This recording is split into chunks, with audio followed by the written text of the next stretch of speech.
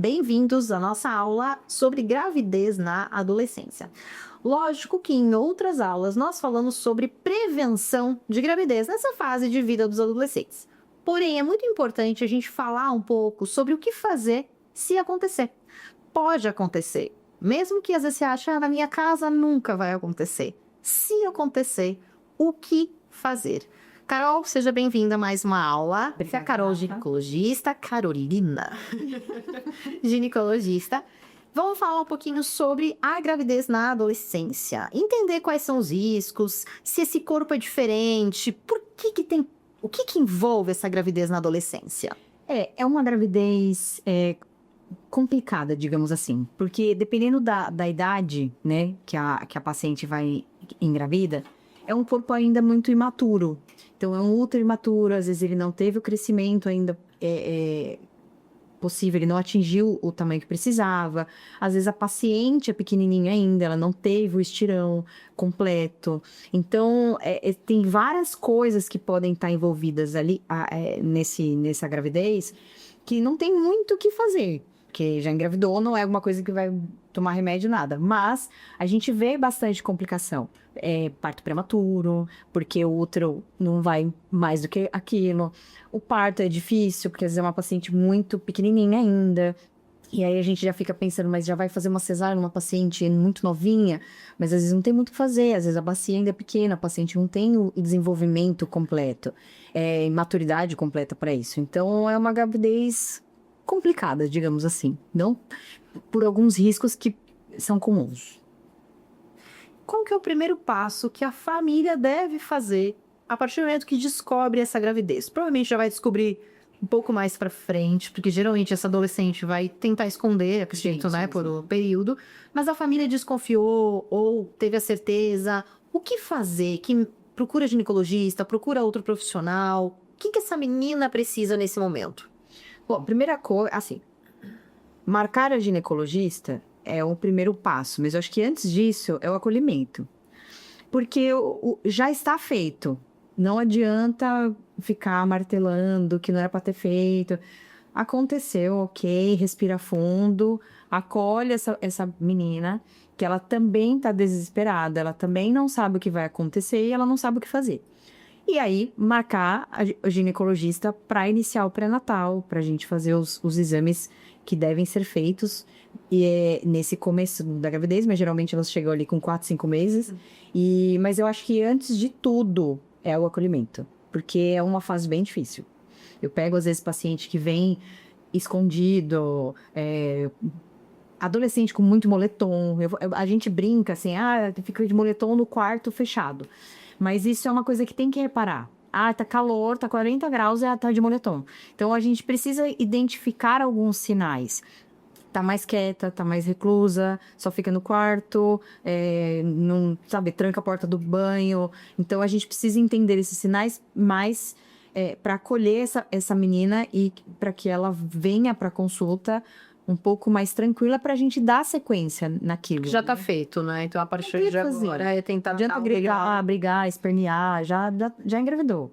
E aí, depois é um outro passo, né? Depois que nascer, aí resolve o que vai fazer. Mas agora tem que ser o acolhimento, eu acho a primeira coisa. Existe algum exame diferente, algum acompanhamento diferente que precise acontecer por essa menina estar na adolescência? Tá, Rafa, não, vai ser um pré-natal iguais os outros, assim, né? Tipo, igual eu falar que a mãe idosa acaba sendo um pré-natal comum. De risco, mas um de risco pela idade, para a gente não deixar se perder alguns pontos de crescimento do bebê, de maturidade dessa menina, saber que ela precisa comer direitinho. Então, a gente precisa de um acompanhamento um pouco mais de perto, para que esse bebê tenha um crescimento adequado e a gestação vá adequada. Se essa adolescente hoje optar por não seguir com essa gestação, ela tem alguma opção disso em determinada idade ou não? Olha, Rafa, essa questão é uma questão difícil, porque juridicamente a gente precisa cumprir alguns requisitos para que a paciente consiga os 3 primeiros meses da gestação, dependendo do caso, até um pouco mais, a gente precisa cumprir algumas regras para que isso seja feito. Então, assim, juridicamente, uma gravidez que aconteceu, adolescente, normal, não tem muito o que fazer. Foi uma escolha daquele adolescente naquele momento e a gravidez aconteceu. A não ser, mas daí, né, são assuntos para outro vídeo, mas assim, a não ser alguma doença, alguma coisa diferente, assim, mas por escolha, juridicamente, não. E eu acho que é importante ter essa conversa, inclusive, com essas adolescentes. Porque com certeza isso passa pela cabeça delas neste primeiro momento. Sim. Então, conversar dos riscos do aborto clandestino. Sim. Eu acho que isso é um risco muito grande para essas adolescentes. Porque às vezes, hoje em dia, a internet está aí.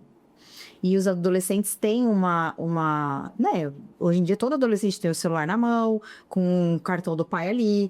Então, é muito fácil conseguir algumas coisas no mercado negro. E aí, a vizinha falou que a prima uma vez fez. E isso é muito perigoso. Risco de sangramento, risco de infecção, a paciente pode perder o útero por conta disso, a paciente pode ficar internada por conta disso, ela pode ter uma infecção generalizada. Então, são muitas vieses, assim, lógico, não só adolescente, qualquer paciente que vai tentar isso. Mas eu acho que isso é um cuidado que precisa ter, porque hoje em dia é diferente do que quando eu e você era mais nova. A gente não tinha onde procurar. Ou você contava pra sua mãe, ou você contava pra sua mãe. Não tinha o que fazer.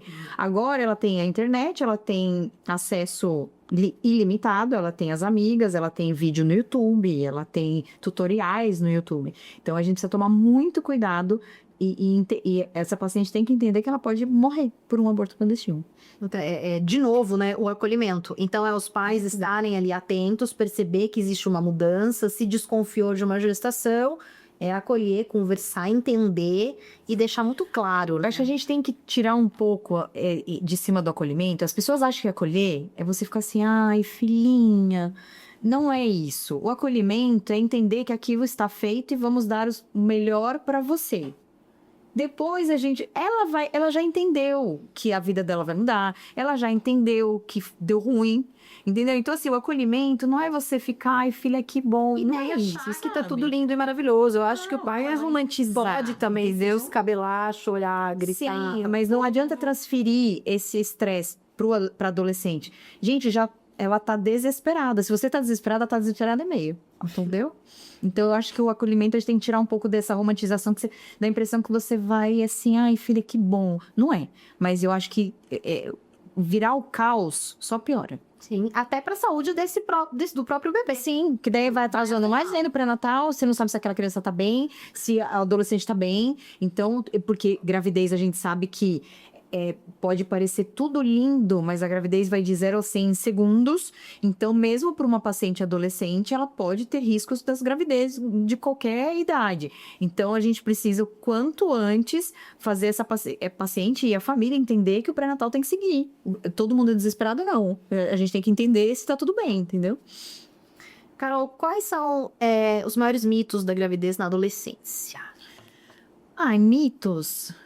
Eu acho que já é um mito por si só. Já fica aqui, tanto que a gente brincou no começo que até as mais velhas já têm medo de engravidar. Então, eu acho que o mito por si só de engravidar na adolescência já é o transtorno familiar. Pronto, já é o combo. Eu não sei se alguma questão assim, mas especialmente eu acho que o mito já Vai achar que comigo não vai acontecer. Né? Eu acho que eu acho que já não é um mito, eu acho que já fica uma coisa mais preconceituosa de que essa gravidez, só acontece em adolescentes de baixa renda. E a gente sabe que hoje em dia não é mais assim. Todo mundo tem informação, todo mundo tem da onde tirar informação, da onde perguntar. Mas adolescente em qualquer lugar. Então, a gente fica achando que, lá na favela, elas transam com 14 anos. Não, a sua filha também. Você pode não saber, mas ela vai transar. Seja com 15, com 16. Então, a gente tem que tirar esse peso de que, a minha filhinha, ela não vai fazer. Então, é desde sempre, gente. Desde quando é criança que você sentar e conversar, que ela vai te trazer tudo. Ela vai te trazer todas as questões que ela tem de cada fase. Ela vai trazer todas as brigas que ela teve na escola com as amigas. Ela vai trazer todos os amigos esquisitos que ela tem na escola. Essa linearidade que você vai ter com a sua filha ou seu filho, que vai fazer com que você tenha uma abertura maior se isso acontecer. Então, não adianta você achar que porque você paga o melhor colégio, as pessoas lá não transam. Elas transam. Elas transam sem camisinha, elas têm doença. O aumento de HIV e sífilis nessa adolescência, que não é nem jovens, paciente de 14, 15 anos deu um boom absurdo, assim, aumentou mais de 300%. Nossa. Em qualquer lugar, seja em colégio particular, seja do seu vizinho que mora numa casa maravilhosa com 5 quartos, porque é o que eles têm na internet, é a trend do momento, vamos transar sem camisinha. Então, gente, é adolescente, a gente não pode esperar maturidade porque ela tá num colégio melhor.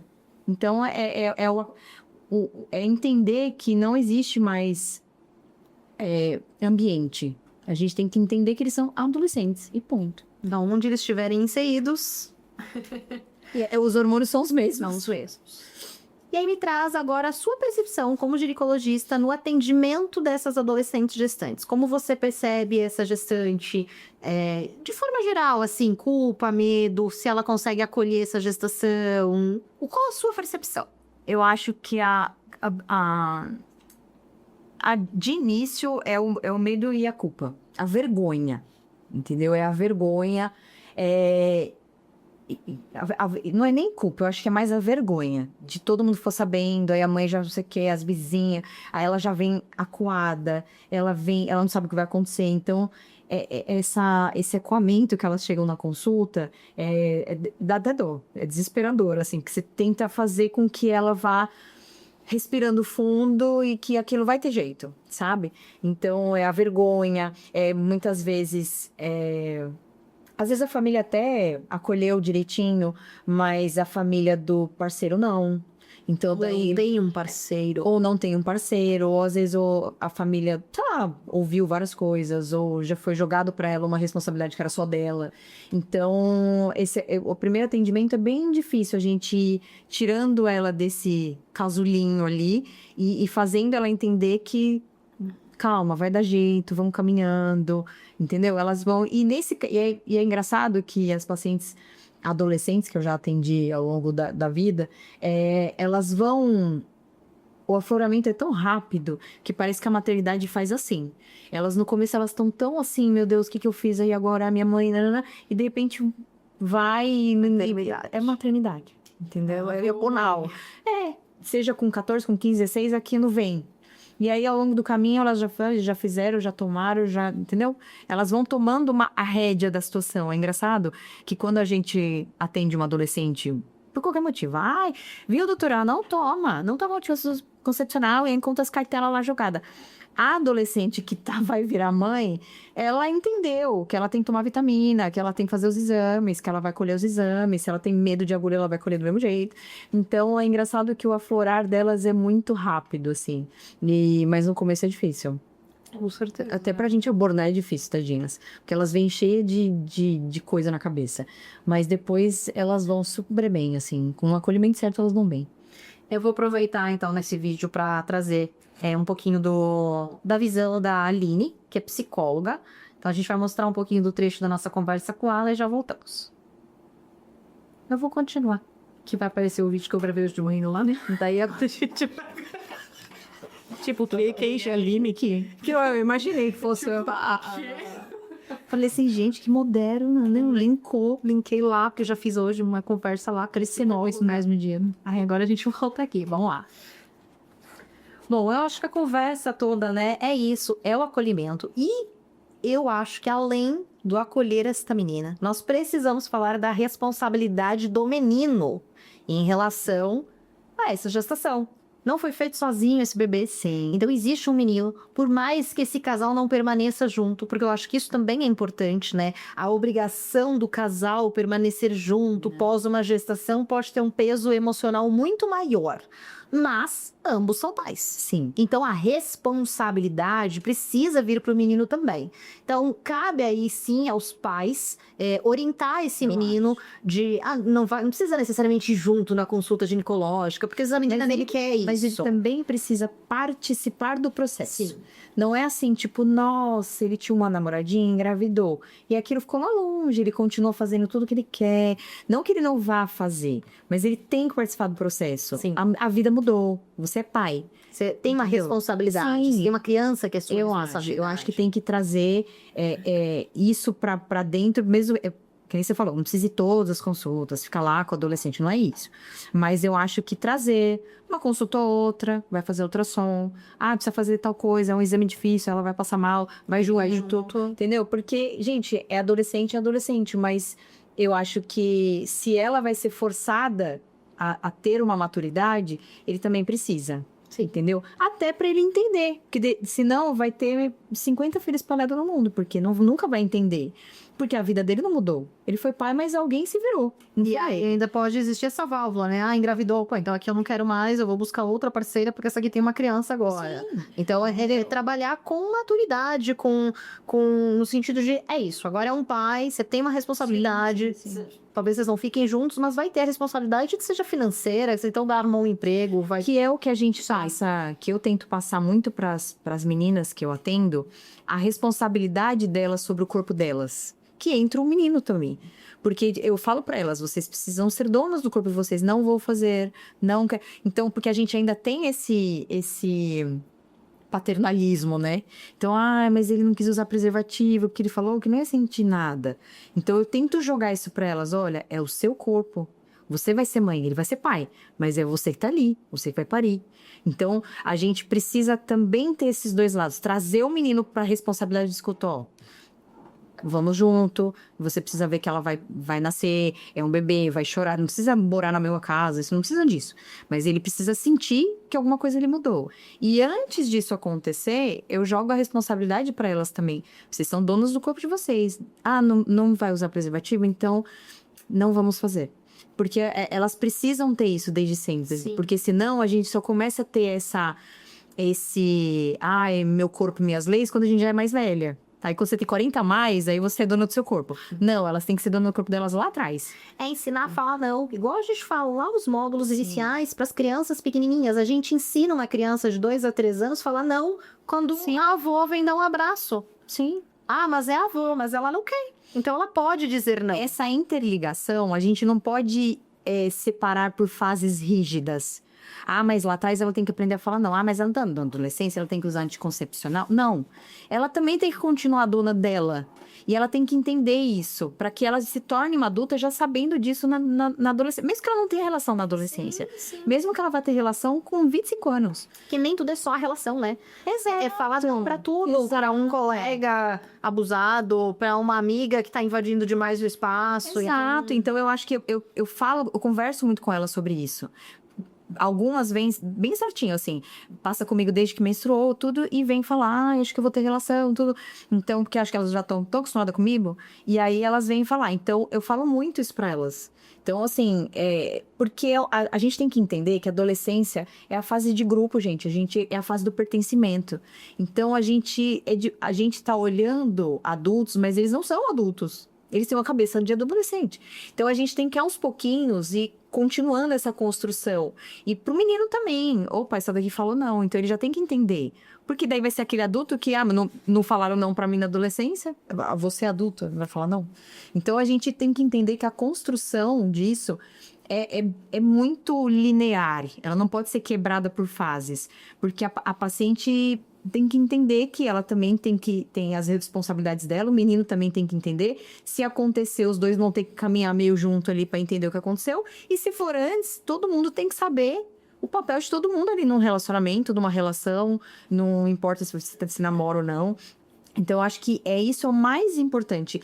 De tudo que a gente fala aqui, de método, de tudo, acho que o mais importante é a conversa. Sim, isso é pra vida. Gente, é isso tudo. É pra sempre. É tudo. Porque eu percebo que as mães que são mais concisas com as filhas, de uma maneira assim, não, ela me conta tudo.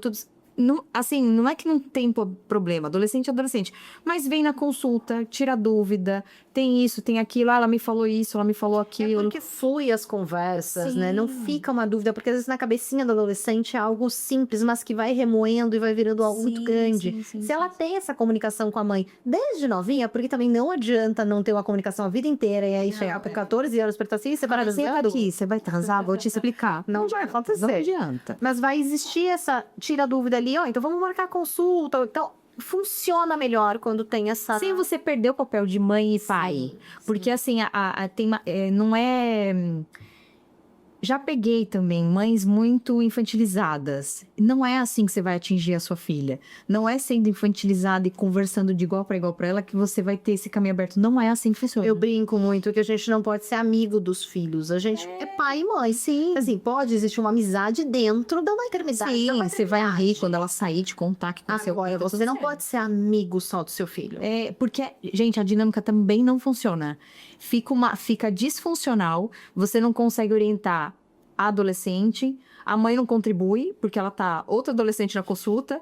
Então, gente, a conversa, o explicar, o ter essa paciência de entender, e eles vão errar, gente. Eles vão errar. Mas lembrar da nossa adolescência, gente. Você explica tudo. Vai ter questões. Mas a gente tem que lembrar que é linear. É a conversa, é abrir o caminho. Porque senão... Ai, como é que eu vou falar pra minha mãe? Ela vai me matar. Entendeu? E isso era uma coisa muito antiga. Né? A gente não pode ser assim. A gente tem que evoluir junto com eles. Então, eu acho que trazer a responsabilidade pros dois. Antes... Durante e depois. Aconteceu, vamos todo mundo junto. A gente resolveu que tem que resolver. E tem a opção hoje da entrega voluntária, caso seja uma opção dessa menina fazer toda a gestação. No final, ela pode, no próprio hospital, comunicar que ela não quer ficar com essa criança e fazer a entrega voluntária, que essa criança vai seguir dentro de um fluxo ali, onde ela vai ter uma família adotiva. E isso é algo legalizado e a criança pode, essa adolescente, ela pode optar por esse caminho. Mas claro que isso é outro assunto, seria outro vídeo, mas é importante saber que existem essas possibilidades e ter essa conversa com essa adolescente para ela entender o que acontece. Né? E agora, né? Tipo, minha vida acabou? Eu vou poder continuar seguindo a minha vida? Então, assim, porque ela tem o papel de, né? Tem alguém que é pai, alguém que é mãe, e ela também já foi um bebê e ela seguiu a vida. Mas e agora? Agora você pulou um patamar, agora você é outra pessoa. E aí? Essa minha vida vai continuar? Não. Então, esse acalmar, esse acolher, tem opções, entendeu? Pode ser que não seja uma opção para a família, mas ela tem que saber que existe essa opção. Porque a partir do momento que ela tá grávida e ela vai ser mãe, ela não é mais assim, não fala pra ela porque ela não vai entender. Não, ela vai entender. Agora ela é a mãe, né? Exato. Bom, vamos encerrando por aqui. Essa aula é um assunto um pouco mais delicado. A gente tentou trazer de uma forma mais leve e nós colocamos aqui à disposição. Vou deixar os contatos da doutora Carol aqui embaixo. Se vocês precisarem agendar uma consulta, ela está aqui para falar com vocês. E surgindo qualquer dúvida, pode deixar aqui na aula de hoje que a gente vai conversando nas próximas vezes. Obrigada, Rafa, pelo convite, foi muito bom. agradeço. Até a próxima. Até, Tchau.